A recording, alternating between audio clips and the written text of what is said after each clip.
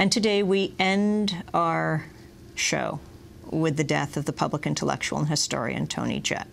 Widely regarded as one of the most important historians of contemporary Europe, Judt was diagnosed with Lou Gehrig's disease 2 years ago. He was born in London in 1948, taught at U.S. universities for most of his life, was most recently director of the Remarque Institute at New York University.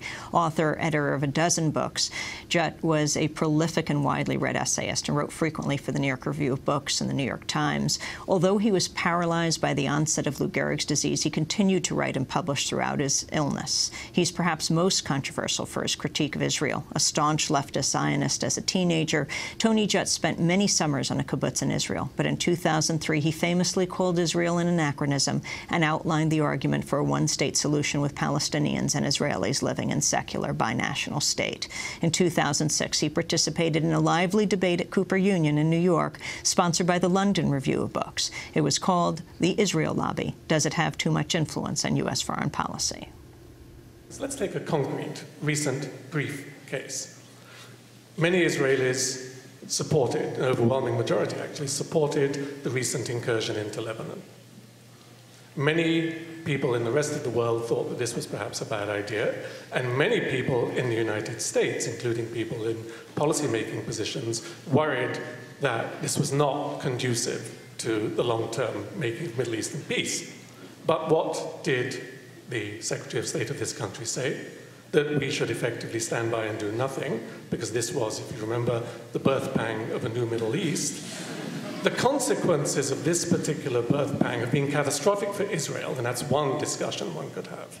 But they are, believe me, profoundly catastrophic for this country, as well as the country I came from, whose Prime Minister backed the same position, because we are seen then to be two things. One, completely supporting a mistaken policy by a small client state, and two, unable to do anything about it, apparently. So we are perceived simultaneously as complicit and weak. How that could possibly be in our interest defeats me. And if it's not in our interest, then why do we not do something much more effective? Why do we not strong-arm the way, for example, excuse the language of force and strong-arm, but sometimes it has applied, the way we have strong-armed some countries in Europe, which I know much more about, into backing us on the International Criminal Court.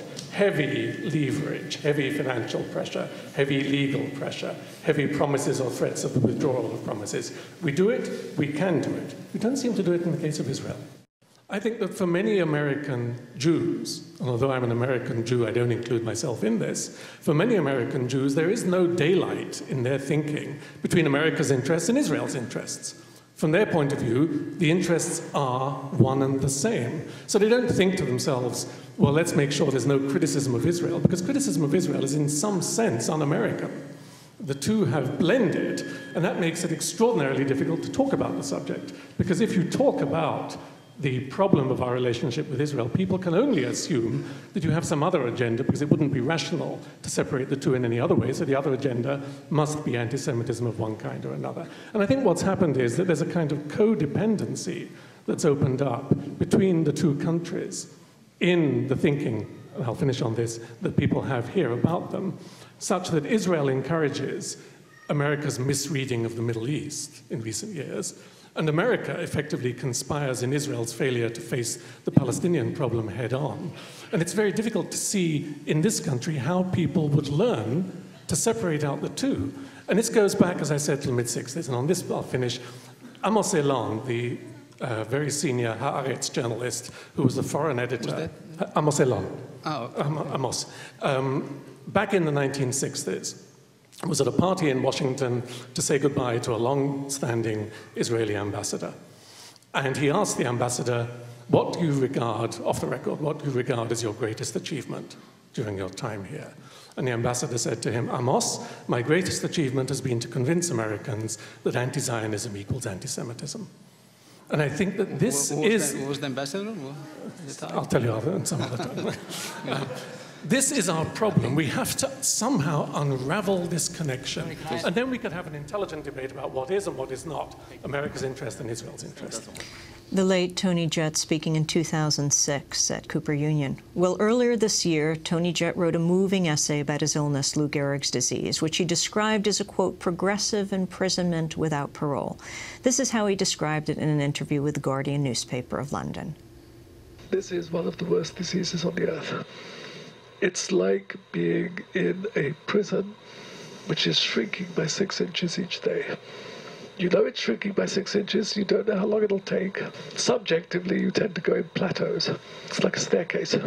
You go, boink, suddenly realize, oh my God, my legs won't hold me up. And then for a long time, nothing much happens. And then, boink, oh Jesus, I can't breathe without this tube. And so on. That's how it actually works. Because you have your mind, you don't have the advantage, in a sense, of losing your mind with your body. So you become a vegetable in all parts. You're going to be absolutely mentally cutting edge until the day you die, in most cases with this disease, which is good news and it's bad news. The good news is obvious. You could write essays, articles, reviews. You could teach. I've been teaching this semester. Kids come here, we do a class in this room. You can do pretty much anything that your mouth and your brain can do, you can still do. But at the same time, you know what's going to happen to you.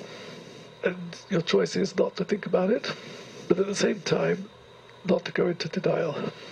Not to go around thinking that you might get fixed or it's not really so bad. Because there's no hope and no help. Because you know what the ending is. Tony Judt, the great intellectual historian and essayist. He died Friday at his home in Manhattan at the age of 62 after a battle with Lou Gehrig's disease. And those are some of the stories of the day. You can go to our website to get transcripts, the video and audio podcast, Democracy Now! Produced by Mike Burke, Shrufa Dokudusa, Armata, Anjali Kamat, Steve Martinez, Nicole Salazar, Hani Masood, Robbie Karen, Mike DeFilippo, Miguel Noguera, our engineers. Special thanks to Becca Staley, Julie Crosby, Nick Gilla, Hugh Grant, Samantha Chambly, Jessel Noor, Vesta Godars, and to our camera crew, John Randolph, Kieran Craig Meadows, Ra Penny, Callan Innocent, and a very happy birthday to Sharif Abdel-Quddus and Nicole Martin. Again, our website, you can sign up for Twitter, you can read our transcripts, and you can tell your friends about Democracy Now! I'm Amy Goodman. Thanks for joining us.